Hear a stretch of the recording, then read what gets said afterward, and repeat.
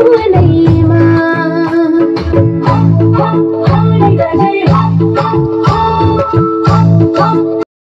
कम से कम उनीहरूलाई भेटौँ न, केही गर्नु नसके पनि एक दुई कुरा भनौँ न भन्दाखेरि त्यो बोझ र जलनको साथमा म घरिघरि त आउन भ्याउँदैन।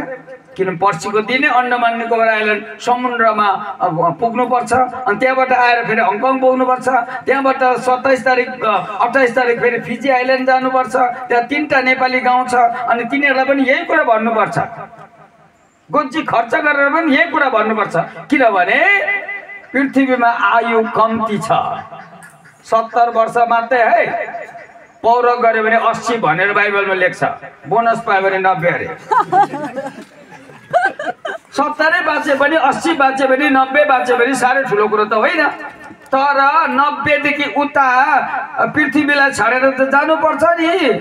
चाहे तिमी क्रिस्चियन हो कि हिन्दू हो कि बुद्धिस्ट हो कि मुस्लिम हो कि आस्तिक हो कि नास्तिक हो, जानु त पर्छ नि।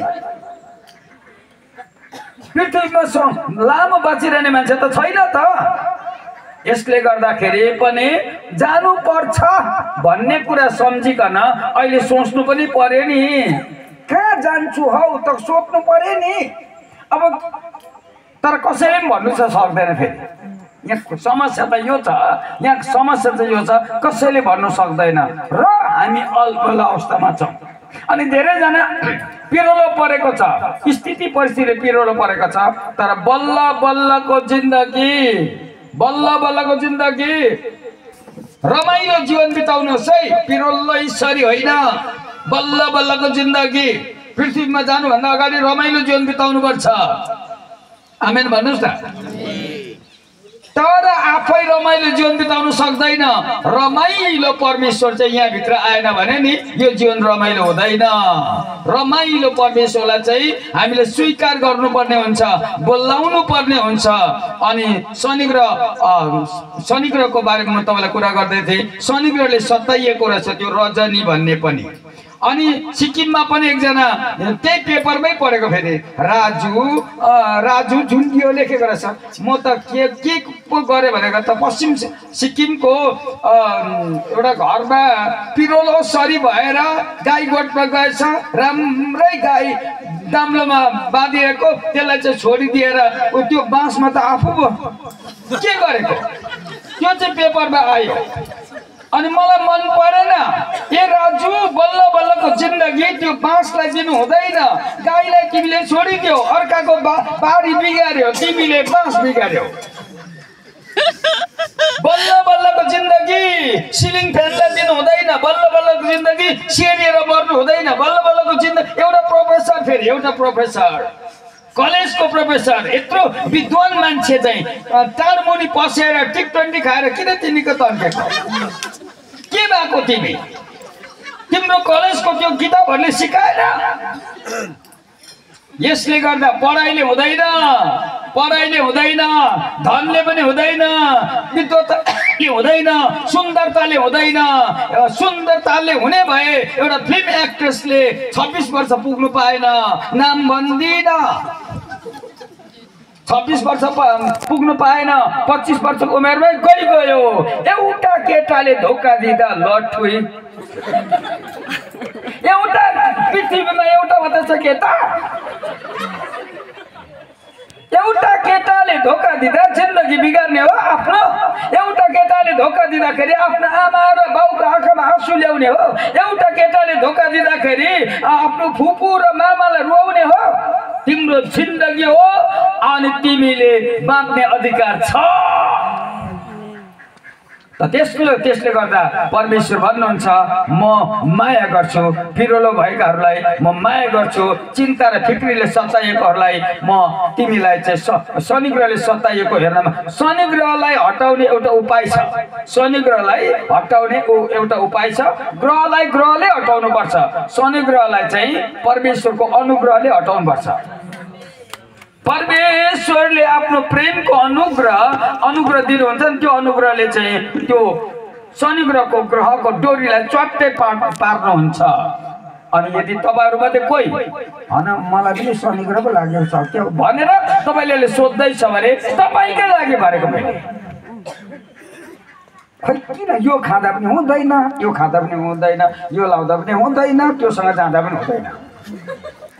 7 जनाको आमा के भएको गयो अरे, म त पल्लो गाउँमा गयो भने त अर्कोसँग कसो लपा।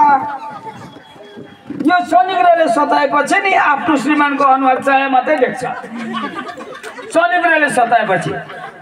तर परमेश्वरको अनुग्रह पायो भने यसो भन्छ श्रीमानलाई, तपाईँको अनुहारमा चाहे छ, मेरो मनमा माया छ, सकिगयो।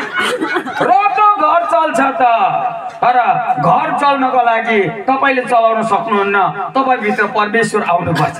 सत्य परमेश्वर आउँदैन, त्यही रहेछ। म सत्य भित्र पसेर सोफामा बस्न आँटेको थिएँ, केटीको राम्री नै हो त्यो केटी। टेबलमा तातो पानी हर्लिक्स राखेर हर्लिक्स हालेर फ्याटक ख्याटक पार फिर्दै थियो। मलाई हर्लिक्स फेरि डरलाग्दो मनपर्छ।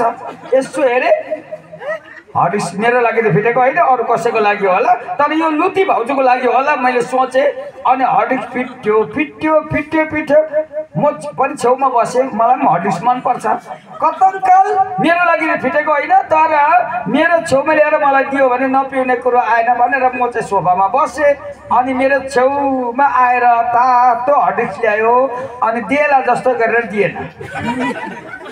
अनि त्यसपछि लुती परेको भाउजूको छेउमा लग्यो, उसलाई देला जस्तो, उसलाई पनि दिएन। म छक्कै परेँ, मलाई त दिएन। यो लुतीलाई चाहिँ दिनु पर्थ्यो यो हर्लिक्स, उसलाई पनि दिएन। अनि पल्लोपट्टि गएर मोटो न मोटो ताजा न ताजा दाजुलाई पो लिनुहोस् पिउनुहोस् भन्छ। त्यो त त्यसै ताजा छ नि। अनि त्यो दाजुले तातो हर्लिक्स खायो, मेरो मन चिसो भयो। अनि त्यसको 3 महिनाको बादमा भाउजूलाई माथि राखेछ, त्यो हर्लिक्स फिट्नेलाई लिएर त तल्लो गाउँ पो गएछ साथी त। अनि मैले बुझेँ त्यो केटी, राम्री केटीले नि हर्लिक्स फिटेको होइन रहेछ, दाजुलाई फिटेको रहेछ। यसले गर्दा शनि ग्रहले सतायो भने नि भेनाहरूलाई सालीले फिट्छ ल। शनि ग्रहले सतायो भने तपाईँको श्रीमती फेरौँ पो भन्छ त। श्रीमती भनेको चाहिँ लुगा हो र घरिघरि फेर्छ। यसले गर्दा शनि ग्रहले सतायो भने नि तपाईँले आफ्नो घर बिगार्नुहुन्छ, शनि ग्रहले सतायो भने नि तपाईँले आफ्नो समाज बिगार्नुहुन्छ, शनि ग्रहले सतायो भने नि तपाईँले आफ्नो बसेको जग्गा इलाका नै बिगार्नुहुन्छ। यसले गर्दा त्यो स्थिति, यो पृथ्वीमा बाँचुन्जेलसम्म समाजको निम्ति हामी बाँच्नुपर्छ, हाम्रो परिवारको लागि बाँच्नुपर्छ, देशको लागि बाँच्नुपर्छ, पृथ्वीमा मानव जातिको लागि बाँच्नुपर्छ। त्यो गर्ने क्षमता भनेको चाहिँ केवल परमेश्वरले मात्रै दिन सक्नुहुन्छ, केवल परमेश्वरले मात्रै दिन सक्नुहुन्छ। अनि म अहिले सिलगढीमा छु, तर सिमुङडाँडा भन्ने गाउँमा बस्थेँ पहिलेमा, आजभन्दा 13 वर्ष अगाडि। त्यहाँ एउटा खेल खेल्थ्यो। शनि ग्रहले सताएको मान्छे कसरी हुन्छ म बताउँदैछु है। शनि ग्रहले सताएको मान्छे रहेछ क्या हो त्यो हाम्रो गाउँमा पनि। हौसी खेल खेल्थ्यो, कान्छीको गालामा कोठी 4040 गर्दै अलि कमाएको पैसा पनि स्वात्तै कान्छीको गालामा हालिसकेपछि त सक्यो नि। हाम्रो नेपाली जाति किन उकालो नलागेको? अलिअलि कमाएको पैसा घरमा सँगै मिलेर सुँगुरको मासु खानु नि, खसीको मासु खानु नि, माछा ल्याउनु नि, ट्रट माछा भुटेर खानु, अनि पो रमाइलो हुन्थ्यो त। तर अलिअलि कमाएको पैसा पनि कान्छीको गालाको कोठीमा एक्का दुक्की तिर्की भन्छ, आफै चाहिँ बाछा जस्तो। शनि ग्रहले सताएपछि तपाईँलाई अलिअलि पैसा कमाएको भने चिलाइ बस्छ, हाल्नु मनपर्छ, अनि जुवामा हाल्छ, अनि अन्तमा गएर लट्रीमा हाल्दाखेरि तपाईँ आफै लट्री हुन्छ। यसले गर्दा म आशा गर्छु परमेश्वर तपाईँको जीवनमा आउनु जरुरी छ। यो शनि ग्रहले सताएका मानिसहरू कि त सेरिएर मर्दो रहेछ, शनि ग्रहले सताएका मान्छेहरू कि त आफ्नो परिवारलाई भत्काउँदो रहेछ, शनि ग्रहले सताएका मान्छेहरू थाङ्ने हुँदो रहेछ। पृथ्वीमै तपाईँ आनन्दमय जीवन बिताउने हो भने येशूलाई तपाईँले स्वीकार गर्नै पर्छ। अनि आज त्यो मौका छ भन्दै मैले भन्नुपर्ने कुरा सकियो। सन्चो लाग्छ।